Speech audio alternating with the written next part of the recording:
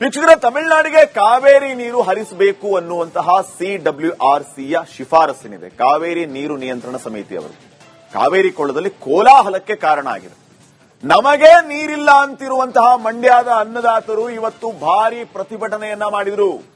ಇತ್ತ ಬೆಂಗಳೂರಿನಲ್ಲೂ ಕೂಡ ಕನ್ನಡ ಪರ ಸಂಘಟನೆಗಳು ಕಾವೇರಿ ನಮ್ಮಮ್ಮ, ಯಾವುದೇ ಕಾರಣಕ್ಕೂ ತಮಿಳುನಾಡು ಕಳಿಸೋದಕ್ಕೆ ಬಿಡೋದಿಲ್ಲ ಅಂತ ಬೀದಿಗಿಳಿದಿದ್ದು ರಾಜ್ಯ ಮತ್ತು ಕೇಂದ್ರ ಸರ್ಕಾರಕ್ಕೆ ಎಚ್ಚರಿಕೆಯನ್ನ ನೀಡಿತು.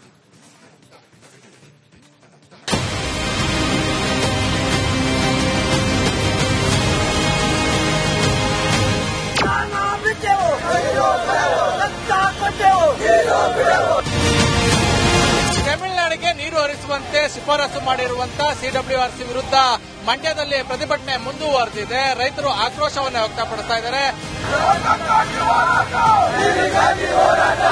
ಸಿಡಬ್ಲ್ಯೂಆರ್ಸಿಯಿಂದ ಈಗಾಗಲೇ ಜಲಾಶಯದಿಂದ 3,500 ಕ್ಯೂಸೆಕ್ ನೀರನ್ನು ಬಿಡಬೇಕು ಅಂತೇಳಿ ಆದೇಶ ಆಗಿದೆ.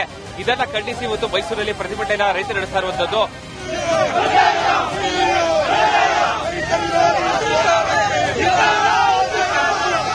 ಸಿಡಬ್ಲ್ಯೂಆರ್ಸಿ ವಿರುದ್ಧ ಇದೀಗ ಕರ್ವೆ ನಾರಾಯಣಗೌಡರು ಒಂದು ಕಡೆ ಕಿಡಿಕಾರ್ತಿದ್ದಾರೆ, ಆಕ್ರೋಶ ಹೊರಹಾಕ್ತಿದ್ದಾರೆ.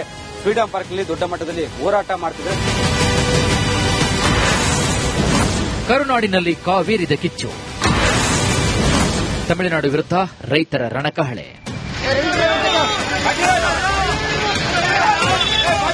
ರಾಜ್ಯದಲ್ಲಿ ಬರಗಾಲದ ಕಾರ್ಮೋಡ, ಮುಂಗಾರು ಚೆಲ್ಲಾಟ, ಕುಡಿಯುವ ನೀರಿಗೂ ಹಾಹಾಕಾರ. ಒಣಗುತ್ತಿರುವ ಸಾಲ ಸೋಲ ಮಾಡಿ ಬೆಳೆದಿರುವ ಬೆಳೆ, ವರುಣನ ಕೃಪೆ ಇಲ್ಲದೆ ಒಣಗುಡುತ್ತಿರುವಂತಹ ಜಲಾಶಯಗಳು. ತಮಿಳುನಾಡಿಗೆ ಕಾವೇರಿ ಹರಿಸುವಂತೆ ಸಿಡಬ್ಲ್ಯೂಆರ್ಸಿ ಶಿಫಾರಸು ಅನ್ನದಾತರಿಗೆ ಬರಸಿಡಿಲು ಬಡಿದಂತಾಗಿದೆ. ರಾಜ್ಯಾದ್ಯಂತ ಆಕ್ರೋಶದ ಜ್ವಾಲೆ ದಗದಗಿಸ್ತಾ ಇದೆ.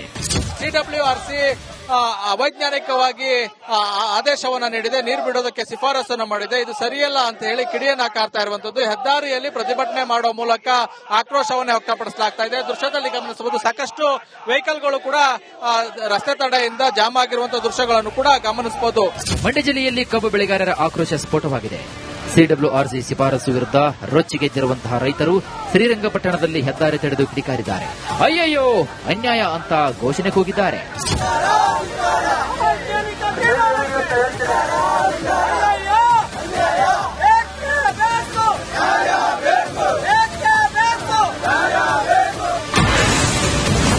ಖಾಲಿ ಬಿಂದಿಗೆ ಹೊತ್ತು ರಸ್ತೆಗಿಳಿದ ಮಹಿಳೆಯರು.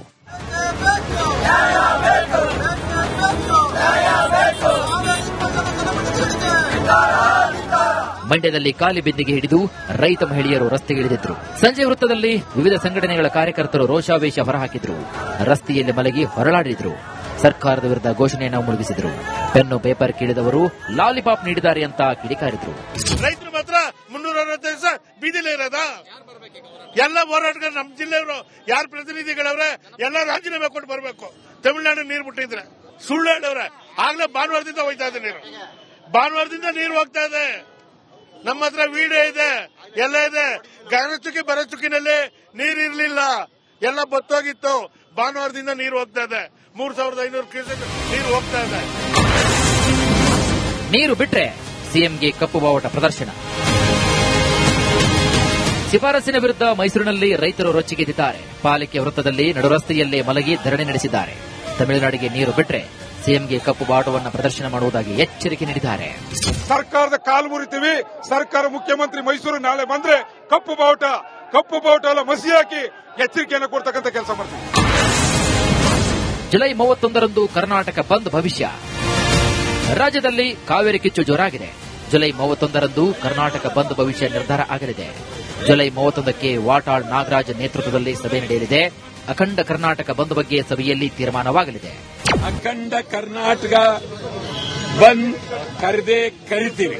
ಒಂದು ಕಡೆ ಮಹದಾಯಿ ಅನ್ಯಾಯ ಆಗಿದೆ. 5 TMC ನೀರನ್ನ ಬಿಟ್ರೆ ನಮಗೆ ನೀರಿಲ್ಲ, ಜನಕ್ಕೆ ಮೈ ತೊಳೆಯಕ್ಕೆ ನೀರು ಬರೋದಿಲ್ಲ. ಈ ಪರಿಸ್ಥಿತಿ ಇದೆ.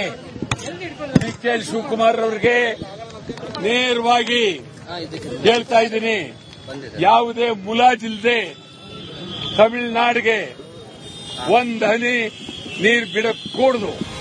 ಮಂಡ್ಯದಲ್ಲಿ ರೈತರು ರೊಚ್ಚಿಗೆದ್ದಿದ್ದಾರೆ. ಸಿಡಬ್ಲ್ಯೂಆರ್ಸಿ ಶಿಫಾರಸು ವಿರೋಧಿಸಿ ಕರವೇ ರಣಕಳೆಯನ್ನು ಮೊಳಗಿಸಿದೆ. ಬೆಂಗಳೂರಿನ ಮಲ್ಲೇಶ್ವರದಲ್ಲಿ ಕರವೇ ಶ್ರೀರಾಮೇಗೌಡ ಬಣದ ಕಿಚ್ಚು ಸ್ಫೋಟವಾಗಿದೆ. ತಮಿಳುನಾಡಿಗೆ ಕಾವೇರಿ ನೀರು ಬಿಡುವ ಮಾತೇ ಇಲ್ಲ ಅಂತ ಕಿಡಿಕಾರಿದ್ದಾರೆ. ರಾಜ್ಯ ಸರ್ಕಾರ ಸಮಗ್ರವಾಗಿ ವಾದ ಮಾಡಬೇಕು, ಸರಿಯಾದ ನ್ಯಾಯಾಧೀಶ ನೀಡಬೇಕು ಮತ್ತು ಈಗಾಗಿನ ಅನ್ಯಾಯವನ್ನು ಸರಿ ಮಾಡಬೇಕು. ಯಾವುದೇ ಕಾರಣಕ್ಕೂ ನೀರು ಬಿಡಬಾರದು. ಈ ನಾಡಿನ ರೈತರು ಸಂಪೂರ್ಣ ಬೆಂಬಲವನ್ನು ಕೊಡಿಸಬೇಕು. ಇನ್ನು ಬೆಂಗಳೂರಿನ ಫ್ರೀಡಂ ಪಾರ್ಕ್ನಲ್ಲಿ ಕರವೇ ನಾರಾಯಣಗೌಡ ನೇತೃತ್ವದಲ್ಲಿ ಬೃಹತ್ ಹೋರಾಟ ನಡೆಸಲಾಯಿತು. ಅವೈಜ್ಞಾನಿಕ ಶಿಫಾರಸು ಹಿಂಪಡೆಯುವಂತೆ ಒತ್ತಾಯಿಸಲಾಯಿತು ಕೂಡ. ಕರ್ನಾಟಕದಲ್ಲಿ ಕಾವೇರಿ ಕಿಚ್ಚು ಮತ್ತಷ್ಟು ತೀವ್ರ ಸ್ವರೂಪವನ್ನು ಪಡೆದುಕೊಂಡಿದೆ. ಜಿಲ್ಲೆಗಳಲ್ಲೂ ಪ್ರತಿಭಟನಾ ಕಾವು ಜೋರಾಗಿದೆ. ಪ್ರಾಣ ಬಿಟ್ಟೆವು, ಕಾವೇರಿ ನೀರು ಮಾತ್ರ ಬಿಡಲ್ಲ ಅಂತ ಕೂಗು ಹೆಚ್ಚಾಗಿದೆ. ಯಾವುದೇ ಕಾರಣಕ್ಕೂ ನೀರು ಬಿಡಬಾರದು, ಒಂದು ವೇಳೆ ಬಿಟ್ರೆ ಅದು ಉಗ್ರವಾದ ಹೋರಾಟ ಮಾಡುತ್ತವಂತ ಸರ್ಕಾರಕ್ಕೆ ಎಚ್ಚರಿಕೆ ನೀಡಿದ್ದಾರೆ. ಕ್ಯಾಮರಾ ಪರ್ಸನ್ ರಘು ಜೊತೆ ವೀರೇಶ್, ರಿಪಬ್ಲಿಕ್ ಕನ್ನಡ, ಬೆಂಗಳೂರು.